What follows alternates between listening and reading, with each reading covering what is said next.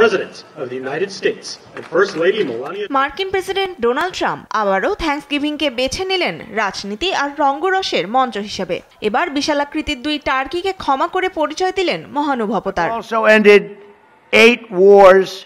মঙ্গলবার হোয়াইট হাউসের রোজ গার্ডেনের সংবাদ সম্মেলনে থ্যাঙ্কসগিভিং অনুষ্ঠানের প্রথা অনুযায়ী গবল ও ওয়াডল নামের 2 টার্কিকে আনুষ্ঠানিকভাবে ক্ষমা করেন ট্রাম্প। এতে ডিনার টেবিলের মেনু থেকে মুক্তি পেল টার্কি। এ নিয়ে ক্ষমতার দ্বিতীয় মেয়াদে 1600-রও বেশি ক্ষমা তার তালিকায় যুক্ত হলো। 1989 সালে তৎকালীন প্রেসিডেন্ট জর্জ H.W. বুশ এই দিনটিতে কিছু প্রাণীকে মুক্তি দেওয়ার প্রথা শুরু করেন। এরপর থেকেই হোয়াইট হাউসে চালু আছে এ নিয়ম।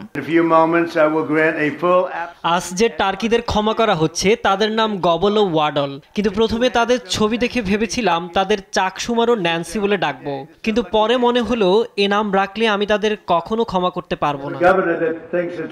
মুক্তি পাওয়া গবল ও ওয়াডল টার্কির বাকি জীবন নর্থ ক্যারোলিনার স্টেট ইউনিভার্সিটির কৃষি কলেজে কাটবে বলে জানিয়েছে ন্যাশনাল টার্কি ফাউন্ডেশন। তনিমা ইসলাম, নিউজ ডেস্ক, দেশ টিভি।